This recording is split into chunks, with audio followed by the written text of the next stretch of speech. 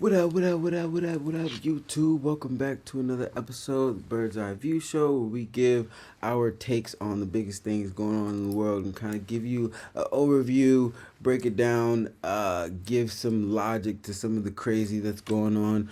If you're new to the channel, go ahead and hit that sub button. You're going to want to stay around. We keep the hot takes hot and the cold takes off to the side and whatnot. Maybe that's a new catchphrase. I'll start saying that. I don't know. But this that we have here, I know there's is a lot of stuff going around about it. Some people say Terrence Howard is crazy. Some people say he's on to something. I want to start it off with saying that this conversation with him and this NASA physicist, his name's just not coming off my head right now, but the basis of what I can draw out, I guess, would be like an overarching basis of what they both agree on, where mainstream science is wrong, is where gravity produces magnetism is what the mainstream belief is. And I believe that I honestly, as a person that is a critical thinker, as you can tell by my financial repertoire, my business repertoire, my academia, I'm a thinker. When they break down a lot of things, this that we have here is just a small snippet. You can go on PDB Podcast YouTube page and see the whole thing, but this we have is a small snippet of what they're talking about. But what I wanted to start off with was the fact that science getting it wrong with the order of operations being gravity producing magnetism, whereas no, the basis of everything is magnetism, whereas gravity is an effect of that, which to me makes a lot more sense than the mainstream idea, and they break it down to make it make sense. You know, understand what I'm saying? So this may not give all the context. If it still seems like, fringe theory, then I definitely invite you to go look at the full podcast and check it out. But without further ado, we're going to check out this small little 15-minute snippet of it and give a little bit of commentary. Easy to say. What is right? What is really, we talk about the electron, really what it is? He mentioned about it. So if we cannot have a single charge particle, what happens? The so-called electron, I'm sorry. Thank you. Oh yeah, and I do want to point out that it seems like this snippet is, I've seen the whole thing, this snippet is from after they've already kind of went over this, but the fact that like we have a negatively charged particle, right? There's a positively charged particle and a negatively charged particle. Well, this kind of brings to light that you can't negatively charge something. That's taking away something. So whereas a positively charged particle draws in, a negatively charged particle distributes outward. So it's not negatively charged. It's more so that it's like the reverse of momentum. It's distributing energy rather than pulling it. So like where we have like a model based on how a particle moves, or how the model is wrong. And I know I don't have all the context right here to give you, because they go into a whole bunch of reasonings, and I'm not trying to talk your head off. I'm trying to let y'all hear this. But if you want to understand what I just said a little more, in depth, go actually check out this podcast. Then come back, and then we go. You feel me? Give you the rest of the commentary. Are carried both positive and negative charge as one particle. Now I want to question the audience. What kind of particle in this world? I know everybody since 3 years old. You know this term. What carry both of charge? Magnet. Do you have a guess? Hydrogen. Well, Everything. Oh, you are talking about, in chemical terms. Sorry. I'm talking about in terms of what type of a particle, not that. Magnets. Yes. Magnets is the one, it carries both Bipolar. negative and positive charges. And I will explain this, some misconception about the charge and the magnetism. But so-called the electron is actually dipolar magnets. Why does this matter? What Great does this questions. reveal? Why does this matter? My work is easy No because I use ads. Here's how I Jeez, keep man. track of all my I need to tasks. get YouTube Red. Y'all I start gotta, my y'all brain gotta help me dumping get everything I need monetized to so they don't put ads on my stuff. Let me expand. Let's say, Please. because of we assuming electron is a negative charge particle, so then, there's a great Niels Bohr build his Bohr's model, right? Yeah. Build the Bohr's model. Say, hey, we have a positive charge nucleus, and we have a negative charge the electron. How can we measure them? Because we assume atom is neutralized, right? How can we measure them with a negative particle and positive particle? And the one assumption is that they cannot in contact. Once they are in contact, that's create matter-antimatter annihilation. So if they are not in contact, how does atomic model has to work to prevent negative charge and the neutron and protons in the nucleus attract them each other? It has to be rotated. It has to rotate, create a revolution, or we can spin. And this is what I was saying. The spin is not because of some spinners. The spin is coming from the balance of action and reaction. Because of the resistance, the spin has to occur. Because everything in the universe is balanced, in order for it to interact, it has to spin around it, and which means that it is a finite and confined space. And mainstream science tells you that the spin creates the magnetism, whereas this idea is telling you that the magnetism creates the spin. You know what I'm saying? So like I'm not qualified to do a full peer review of Terrence Howard and his studies. I'm not fully qualified to do a full peer review. I'm not. I'm qualified to comment on it. I'm qualified to speculate on it well beyond the majority of the rest of the population. But I won't say that I'm able to do a peer review. But I need, like, folks, all y'all PhD folks, go ahead and see what's to it, because it's like it doesn't take getting new or breaking new ideas or breaking new barriers to get a PhD. Most of the time, at least. Most of the time, it takes learning what's already established, and we've learned time and time again through history that humans have been wrong about something for a very long time and thought they weren't. I mean, so yeah, it's like I prayed that I would be here and around when humans broke through some new, quantum physical discoveries, that could, change, like super duper change how we're doing, and kind of like, push us into that other age and things like this. It's like, I need him and Elon to like y'all, they need to sit down and figure it out. Like, I ain't gonna lie, him, Elon, they need to figure it out, because like you have Terrence Howard sitting down with a NASA physicist. So like, this is a NASA scientist, so like he's top of the line, mainstream. Like, he is the mainstream, and he's telling you that the mainstream was wrong from the jump. The entire model of the build of the particle was wrong. So like, they built a whole bunch of stuff off of wrong stuff, and like, going through the whole thing, you'll see that. It's because otherwise it would just keep moving away from each other. But the fact that it spins tighter. So rotation is required to create a centrifugal force to balance the electromagnetic attraction. So that's where comes the Bohr's model. And this model is built based on negative charge particle and the positive charge nucleus. If both nucleus and the electron protons are magnetic particles, They are. Are they going to have this rotating? Do they need this rotating? No. They are naturally connected. So what I found, atomic model has no rotation part. I said whatsoever particle model. I meant atomic model. In atomic model. It's wrong.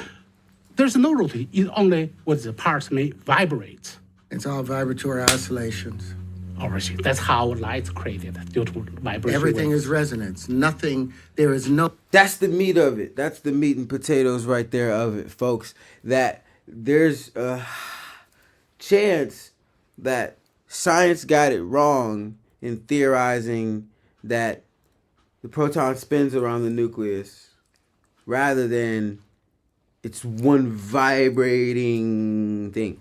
No solid matter. It's not a Because they couldn't force-based measure universe. it. Like if you actually go ask science, they'll tell you like you can't like snapshot for real like a nucleus and a particle going around it. It's moving at the speed of light. So like there's only you can really snapshot where it's potentially at. If I got that right, let me know in the comments if I got that right. I don't want to be giving out crazy information. I'll definitely double back if I have to and correct myself if necessary. But yeah, this makes it's. I think that if he gets the support, the scientific support, the financial support, the academia support that he needs, then we can make some new discoveries. You know what I'm saying? So like I was one of the folks like a year ago, months ago, thinking like, oh, like he's probably like on to something crazy that doesn't make sense because he said the whole one times one equals two, and it's like, but an action times an action always equals a reaction, and that's our numbers shouldn't make that untrue. And while there is a whole bunch of reasons that you can give me in the comments why it is true, it's probably why we're not breaking through those metaphysical barriers, because we gave ourselves limits. Harmony-based universe, and therefore that's why everything has the prime resonant frequency by which it bonds or break bonds. You can manipulate anything into anything else by creating the right harmonic or resonant conditions. That's everything that we've been talking about. We don't need, the reason it's important is now you're able to manipulate the universe without hurting the universe. We don't have to use barbaric measures anymore.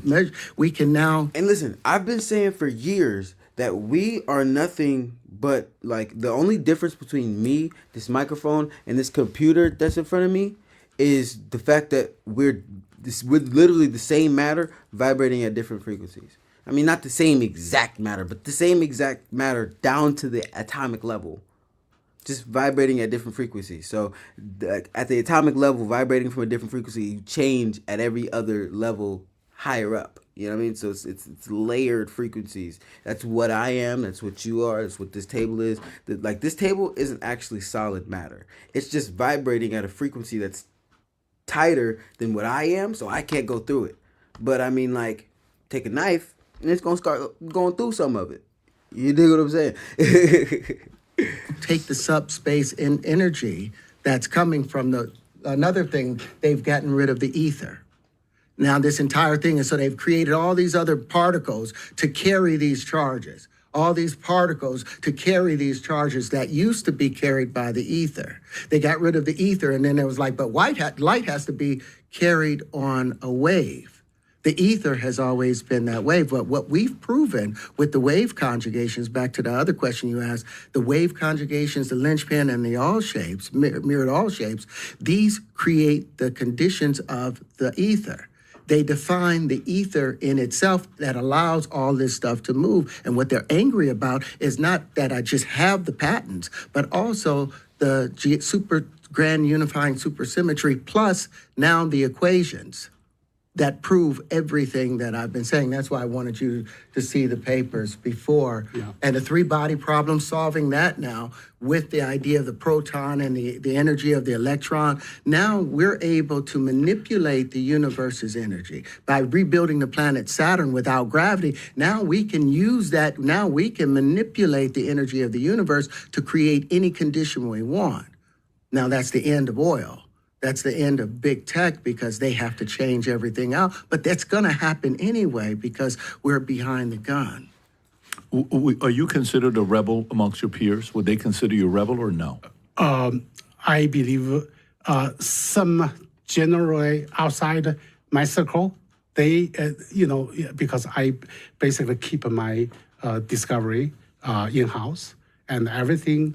When I did a lot of lecturing or public speaking to university and conference, have a serious talk with a physicist, they would agree with me after normally half hour or 1 hour conversation, they would agree with me.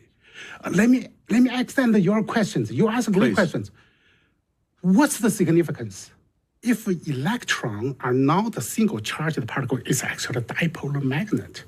So they are impossible have an atomic model with something orbiting around a positive charged particle. It was naturally connected. So in a real atom, like all the images with technology, we all see just like a lattice shape of the sesame ball, the lattice shape. They have a elasticity, that means they have a distance, but they cannot separate it. They have elasticity to recovery. So the significance is if there is no principal orbit, right? So there is no such concept of quantum jump, quantum leap, which is a very, very controversial odd concept at the time during the year, Niels Bohr proposed this one. Because in reality, the solar, let's use the solar system. You don't see a planet jump into another orbit. Out of nowhere, planets don't Mercury doesn't jump into Venus's orbit. That's what he's talking about. There was none of these huge jumps that they were predicting with the electron model. Can you pull that up, Rob? Because I fully understand what he's saying, but I want to visually show it. So orbit, meaning if there is, Just look up electron orbit. Yeah, if you look up the electron orbit. Okay, I don't want to get out of here. Listen, if you've been in a car accident, don't call an attorney. Use this AI app instead. That's what I did, and that's how I got this 100. I hate ads, but it's kind of winding down. I want y'all to actually go get the full context because this is like a snippet in the middle of their conversation. So you should really get it from start to finish to really get the full context. But I wanted to give my take on this and how kind of it is to me because it's like just the fact that like an atom is probably more so like a bipolar magnet makes a lot of sense. You know what I mean? And honestly, at like in the first 15 minutes of their interview, their talk, I felt a little like, dang, like that's a really like it's like his corrections to mainstream science are like simple.